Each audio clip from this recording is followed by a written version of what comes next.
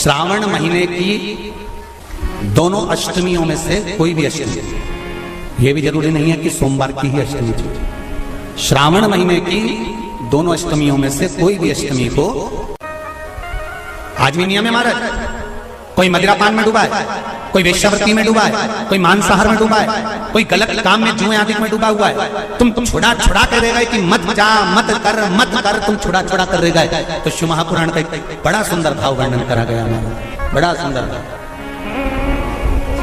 महाराज शमी के 5 पत्ते, बेलपत्री के 5 पत्ते,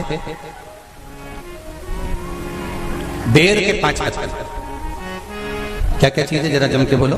शमी के 5 पत्ते, बेर के 5 पत्ते और बेलपत्री के 5 पत्ते।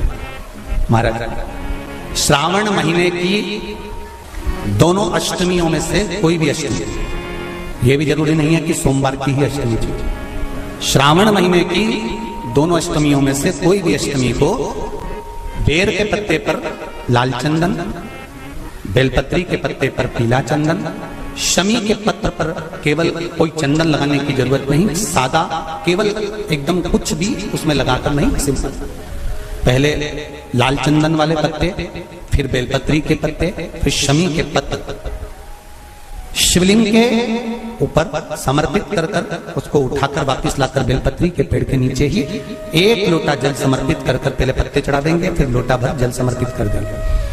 उसी चढ़े हुए पत्तों में से 5 बेलपत्र को लेकर अपने घर जा रहे और अवधूतेश्वर महादेव, कौन से महादेव? अवधूतेश्वर महादेव।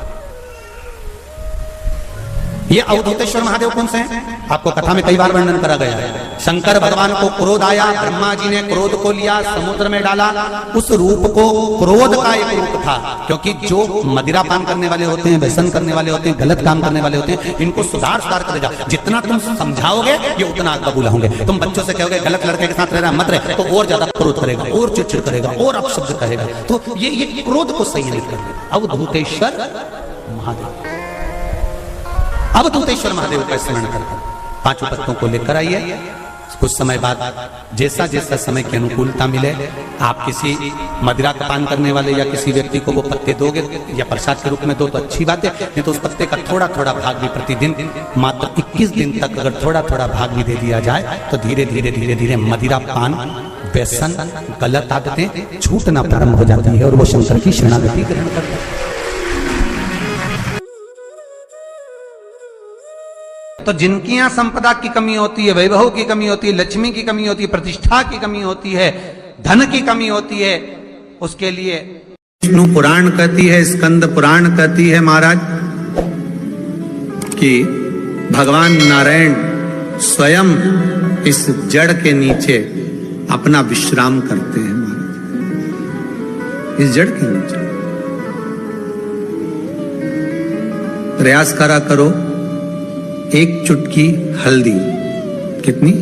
मात्र 1 चुटकी हल्दी, आंवले के वृक्ष के नीचे भगवान हरि हर महादेव, कौन से महादेव हैं? हरि हर महादेव के नाम से रखकर उस पर पूर्व मुख कर पूर्व की ओर मुख कर जल समर्पित करना प्रारंभ कर दीजिए।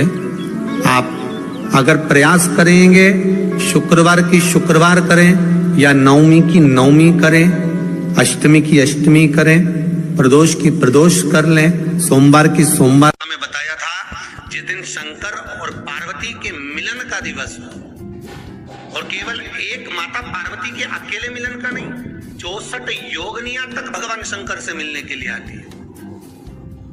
पीला चंदन लगाना, कितना लगाना है? बीच वाला जो पत्ता है उस पर पीला चंदन। जब आपको लगे कि मेरा जीवन बहुत कष्टमय है, अब ये रोग, अब ये कष्ट दूर ही नहीं हो रहा, अब ये आए दिन तकलीफ पर तकलीफ बढ़ती जा रही है, आए दिन रोग, बीमारी, पैसा घर में बच नहीं रहा, बहुत कष्टमय जीवन है, इसमें लगाओ पीला चंदन बेलपत्री की बीच पत्ती महाराज। और बीच पत्ती पर जब चंदन लग जाए, लगने के बाद में ये दोनों पत्ती पर लाल चंदन लगा लीजिए। इन दोनों पत्ती के बीच में जो डंडी का भाग होता है, आपको कहा था, आपको स्मरण में होगा शायद, हमने जब बेलपत्री की महत्वता बताई थी तो उस बेलपत्री की महत्वता में कहा था ब्रह्मा विष्णु महेश ये तीन है, बोला था। बीच में ये बड़ी पत्ती से लेकर जो दो पत्तियां होती हैं, इनके बीच में जो जगह बचती है, इसमें माँ पार्वती के 64 योगनियां, माँ पार्वती अपनी पूर्ण सिद्धि के साथ में जितनी भी देवी के स्वरूप में, वो माता 64 योगनियां देवी के स्वरूप में यहाँ पर विराजमान होती हैं।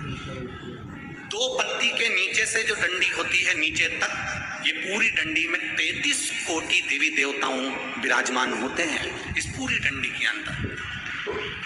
तो जो बीच वाली पत्ती है, ये जो बीच वाली पत्ती का जो भाग होता है, इस पत्ती के भाग में शहद का प्रयोग कर यहाँ पीला चंदन, लाल चंदन, शहद का प्रयोग कर इसी तरह से पकड़कर ये बेलपत्री की जो डंडी है वो अशोक सुंदरी पर जब आप समर्पित करें तो जहां से जल बहता है उस ओर पर इस पत्ती को चढ़ाकर केवल आपके हृदय की बात कहकर देवाधिदेव महादेव से कोई भी शिव जी का मंत्र, पंचाक्षर, नमः शिवाय, षडाक्षर, ओम नमः शिवाय, श्री शिवाय नमस्तुभ्यम, या महामृत्युंजय मंत्र, जो शिव का मंत्र हो आपके पास में, उसको बोलते हुए देवाधिदेव महादेव को धीरे धीरे जल की धार चढ़ाना प्रारंभ करो। जल की धार जब पूर्ण होने लगे, उसमें थोड़ा जल बचे, तब अशोक सुंदरी पर जो तुमने बेलपत्र चढ़ाई है वहां उस जलधार को चढ़ा। ये प्रयोग आपको केवल सोमवार की अष्टमी पढ़ने पर ही करना है। कौन से दिन करेंगे? जम के बोलिए जरा। सोमवार की अष्टमी पढ़ने पर यह प्रयोग करें और जल चढ़ाकर बाबा से विनती कर उसी बेलपत्र को वापस उठाकर कहीं जलाशय में या किसी पेड़ के नीचे विसर्जन कर दें और 1 लोटा जल वहां भी चढ़ा दें। बस निवेदन कर आ जाइए, मेरा बाबा 3 माह के अंदर हाथ जरूर पकड़ेगा और आपको दलदल से बाहर काया के रोग से। एक बात और आपसे कहेंगे, उतारिएगा, जिसके शरीर में सफेद चमड़ी पड़ने लगती है, चर्म रोग हो जाता है, या चेहरे पर आंख के पास में पूरा कालापन आ जाता है, उसको हमेशा याद रखना है, लाल चंदन का लेपन पीपल के पत्ते पर करिए। काय पर करना है? पीपल के पत्ते पर लाल चंदन का लेपन करिए। लेपन कर सोमवार की अष्टमी के दिन उसको लेपन कर वापस निकाल कर शंकर भगवान पर उसका धीरे धीरे त्रिपुंड बनाकर लेपन करना प्रारंभ करिए।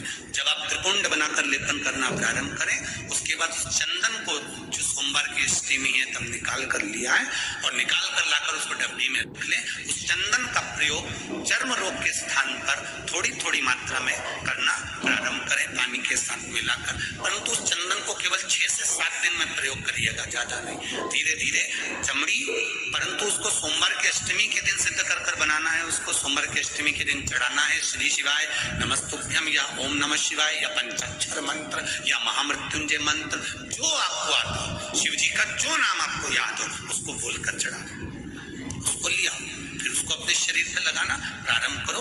उसका फल आपको 15 दिन के अंदर धीरे धीरे प्राप्त होना प्रारंभ करो। लाल चंदन का प्रयोग शिव जी के लिए अवश्य। सोमवार के अष्टमी के दिन अशोक सुंदरी वाली जगह, सबको मालूम है ना अशोक सुंदरी की जगह, अशोक सुंदरी वाली जगह पर 7 हल्दी की बिंदी रख दी जाए। लड़का लड़की जिसका विवाह नहीं हुआ उसका हाथ रख दिया जाए और वही हाथ के छापे पीपल के वृक्ष पर 5 लगा दिए जाए। महाराज 3 महीने में उसका विवाह पक्का हो जाता है। सोमवार की अष्टमी का इतना भाव है, सहज नहीं है सोमवार की अष्टमी। शिव और आद्य शक्ति का मिलन है सोमवार की अष्टमी,